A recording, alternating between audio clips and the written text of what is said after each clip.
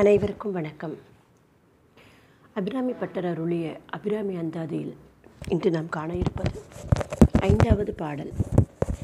பொருந்திய முப்புரை செப்புரை செய்யும் புணர்முலையால் வருந்திய வஞ்சி மருங்குல் மனோன்மணி வார்சடையோன் அருந்திய நஞ்சு அமுதாக்கிய அம்புகை அம்புயமேல் திருந்திய சுந்தரி அந்தரி பாதம் என் சென்னியதே. இந்த பாடலில் அமுதத்தை ஒரு நஞ்சை அமுதாக்கும் தன்மை படைத்தவள் அபிராமி என்பது கூறப்படுகிறது.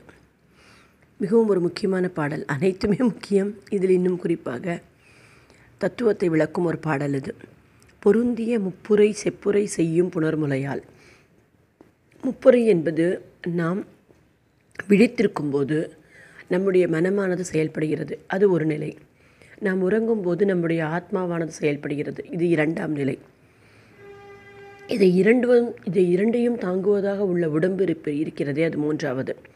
முப்புரை என்று கூறுகிறார். செப்புரை செய்யும் புணர்முலையால் வருந்திய வஞ்சி மருங்குல். செப்பு உரை, அதாவது அவளுடைய அந்த இடைவெளி இல்லாமல் நெருங்கியுள்ள புணர்முலையால், இரண்டும் ஒன்றின் ஒன்று அருகில் உள்ள அந்த மார்பகங்களால், பொருந்திய மார்பகங்களால் செப்பு கலசம் போன்று உள்ளது என்று பெரியோர்கள் உரை செய்கின்றனர். எனவே செப்புரை செய்யும் புணர்முலையால் வருந்திய வஞ்சி மருங்குல் என்பது இங்கு இடை. அந்த வஞ்சியின், அந்த பெண்ணின் இடையானது, அந்த அம்பாளின் இடையானது வருந்துகிறது. எதற்காக என்றால் அந்த மார்பக கலசம் போன்று, செப்பு கலசம் போன்று உள்ள மார்பகத்தின் அந்த கனம் தாங்காமல் இது வருந்துகிறது. ஏன்னால் இது சிறிய இடை. எனவே மனோன்மணி, இப்படிப்பட்ட அன்னையை மனோன்மணி என்று அழைக்கின்றனர். இந்த தலையில் உச்சிக்கில் துவாதசாந்த பெருவழி என்று கூறுவர். 12 விரல் அங்குலத்திற்கு கண்ணுக்கு தெரியாத ஒரு ஒளி உள்ளது. அது யோகத்தால் மட்டுமே அறியப்படும். அதனுடைய நிறம் மாணிக்கமாக இருக்கும். அந்த மாணிக்கம் போன்ற நிறமுடையவளான இந்த மனோன்மணி, அவள்தான் அங்கே துவாதச பெருவெளியில் ஓர் ஒளியாக விளங்குகிறாள். இது அபிராமியின் செயலே ஆகும். அவளல்லாமல் இது முடியாது. எனவே யோகம் பயில்வோர் அபிராமி அன்னையை மனோன்மணியாக, மாணிக்க நிறத்தவளாக கருதுவர். வார்சடையோன் என்பது நீண்டமான சடையுடைய சிவபெருமான்.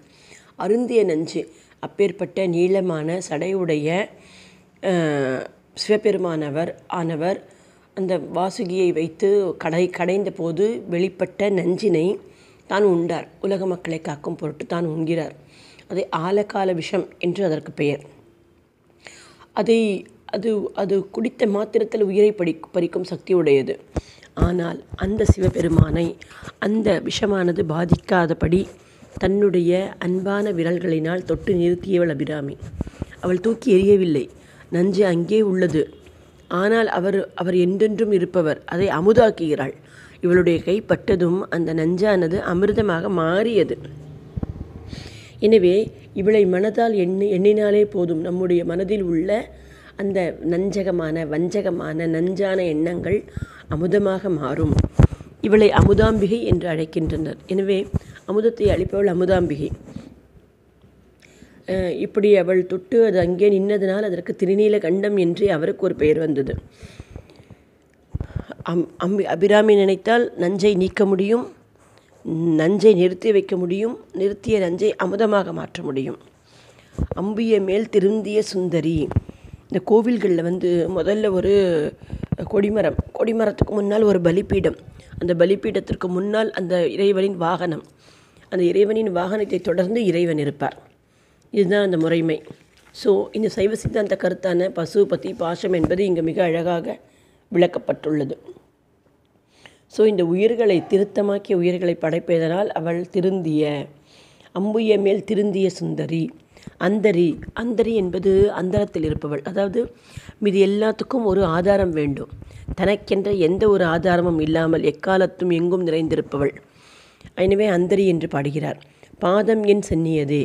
இந்த பிரபஞ்சம் முழுவதும் ஆட்சி செய்யும் அவளுடைய அந்த பாதத்தில் என்னுடைய தலையை வைத்து நான் வணங்குகிறேன்.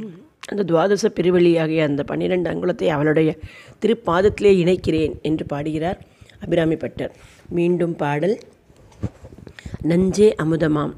பொருந்திய முப்புரை செப்புரை செய்யும் புணர்முலையால் வருந்திய வஞ்சி மருங்குல் மனோன்மணி வார்சடையோன் அருந்திய நஞ்சு அமுதாக்கிய அம்பிகை அம்புயமேல் திருந்திய சுந்தரி அந்தரி பாதம் என் சென்னியதே. ஆண்டவன் அருள்.